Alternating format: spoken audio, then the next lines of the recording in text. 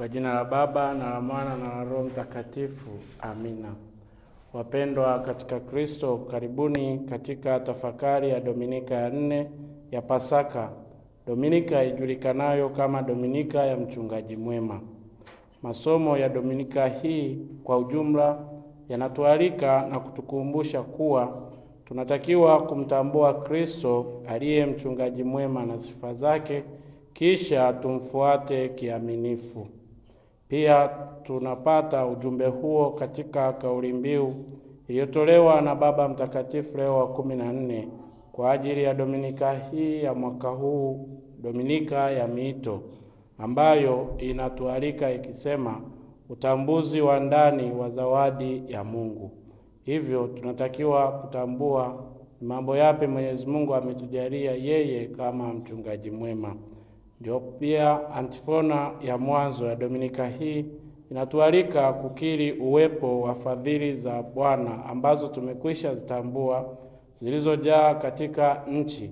Hivyo tupate kuzikiri kuwa ni kwa neno la Bwana mbingu zilipata kuwepo au kufanyika. Tukumbuke kuwa hatuwezi kumfuata Kristo aliye mchungaji mwema pasipo kumfahamu na kumtambua, na hivyo kumtofautisha na wachungaji wengine wa kiulimwengu. Hivyo basi, katika Dominika ya leo kila mmoja ajiulize, je, ninamfuata Kristo wa kweli? Kristo huyo aliye mchungaji mwema, sifa zake ni zipi? Vinginevyo twaweza kufuata wachungaji na wengine wanaweza kujiita Kristo katika ulimwengu huu na tukajikuta tumepotea kutoka katika zizi la mchungaji huyu mwema. Ni mwaliko kwetu kumtambua Kristo kikamilifu kwa kulisoma neno la Mungu na kushiriki maadhimisho mbalimbali yanayotukutanisha naye, kisha tukawe wafuasi wake aminifu siku zote maishani mwetu ili tupate kufikia uzima wa milele. Wapendwa, masomo yetu ya Dominika ya 4 yanatupitisha katika mtiririko wa wazo hilo ambalo tumekwisha dokezea kwamba ni kumtambua Kristo ili tumfuate daima. Katika somo la Injili linalotoka Injili ya Mtakatifu Luka sura ya 24 aya ya 13 hadi ile aya ya 35. Katika somo hili tunakutana na utambulisho wa mchungaji mwema. Pia tunaona ni mahusiano na anahusianaje na kondoo wake, yaani Kristo na muamini Bwana wetu Yesu Kristo na kanisa kama zizi lake. Kristo anajitambulisha kama mchungaji mwema na mlango wa kondoo wake kupitia kuingia zizini ambao ni uzima wa milele. Kristo kama mchungaji mwema anapitia mlango wa halali kuingia zizini ili apate kutawala na kuwaongoza kondoo wake. Pia anatupatia sifa ya kiongozi aliye mwivi asiyekuwa mchungaji mwema, kwani yeye hapitii mlango halali bali upanda ukuta ili apate kuingia ndani ya zizi. Ni mwaliko kwa kila kiongozi katika kila tasnia ama itikadi, iwe ya kidini ama ya kisiasa, kujioji juu ya uhalali wake wa kuwa kiongozi, akiambatana na swali la je, ni mlango upi uliupitia kuingia madarakani? Kwa wanaotamani kuwa viongozi pia tujiulize, ni njia ipi tunajiandaa kupitia ili tupate kuwafikia hawa tunaotamani kuwaongoza au kuwatawala.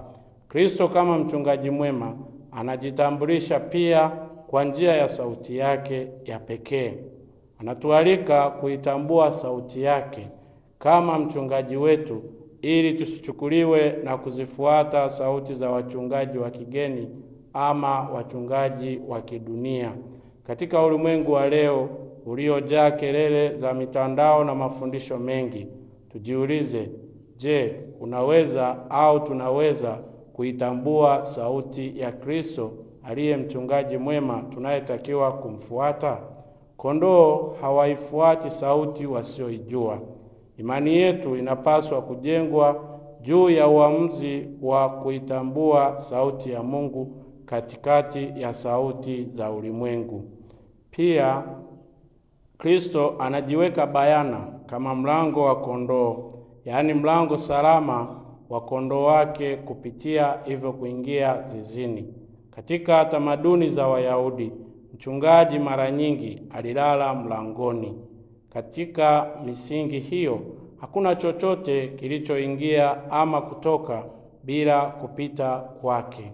Hapa linadokezwa wazo la kufanya kila jambo katika au pamoja na Kristo kama wana wa ufufuko. Tuwaze, tutende katika Kristo, tuwaze na tupange pamoja na Kristo. Tumshirikishe Kristo mipango yetu, ili mipango yetu iangazwe na iwe mwanga wa Kristo katika ulimwengu.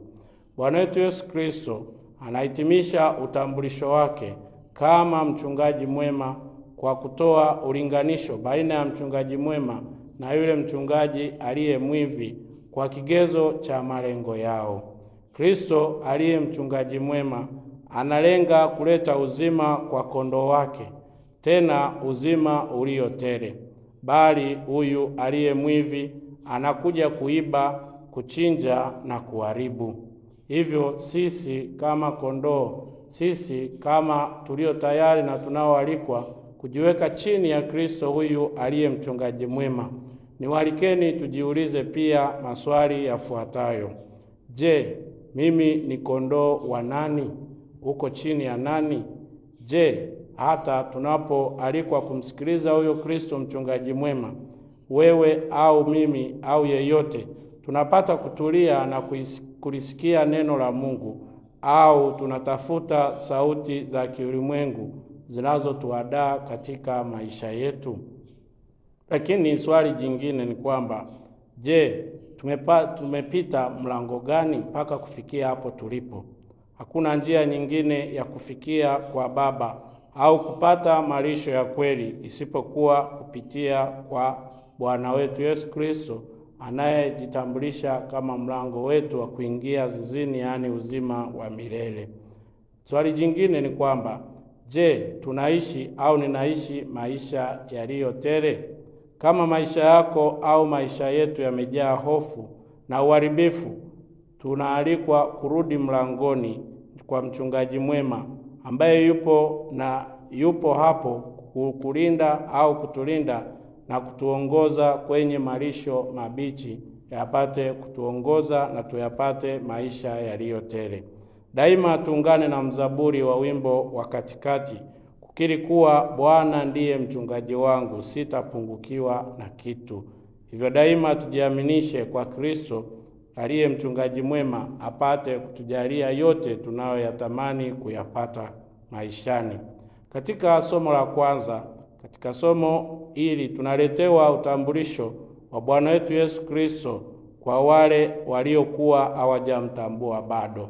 Utambulisho huu unafanywa na Petro, kisha waliosikiliza wanapata kutamani kurudi kwa Kristo na kutaka kujua namna ya kurudi kundini mwa Kristo. Petro anatoa njia ya kurudi kundini au kurudi katika kundi la mchungaji aliye mwema, yaani Kristo, kuwa ni kwa kutubu na kubatizwa. Ndizo njia za kurudi kundini.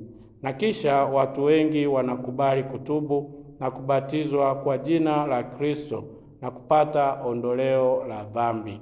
Petro anasisitiza kuwa njia hii ni kwa ajili ya vizazi vyote. Hivyo daima tuhimize upokeaji wa sakramenti za kitubio na ubatizo kama njia ya kurejea kundini mwa mchungaji mwema aliye Bwana wetu Yesu Kristo. Tujali sakramenti hizi, tuhimize sakramenti hizi katika familia, ili sote tuwe chini ya mchungaji mwema Bwana wetu Yesu Kristo, apate kutulinda na kutuongoza kundini mwake.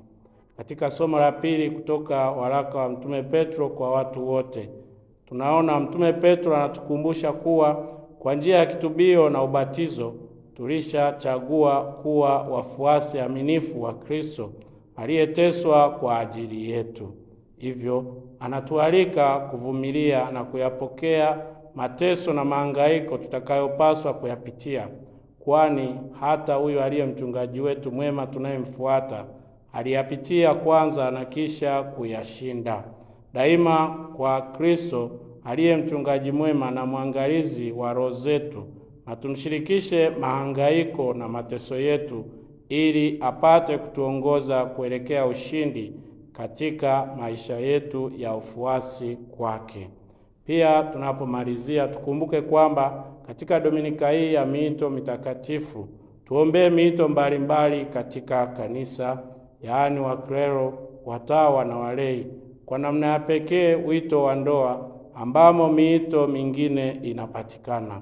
Uimara wake ndio uimara wa miito mingine, ili wale walioitwa tayari wahudumie kwa mfano wa Kristo aliye mchungaji mwema, kwa kujitoa katika huduma zao.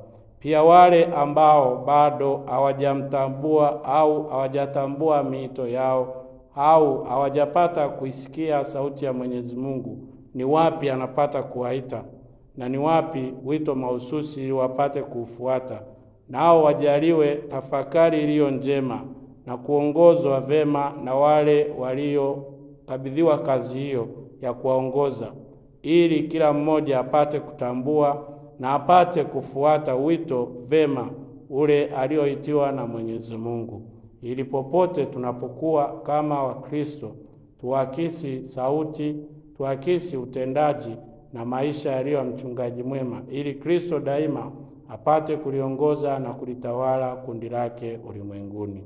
Asanteni kwa kunisikiliza, na watakieni Dominika iliyo njema ya mchungaji mwema. Kwa jina la Baba na la Mwana na la Roho Mtakatifu.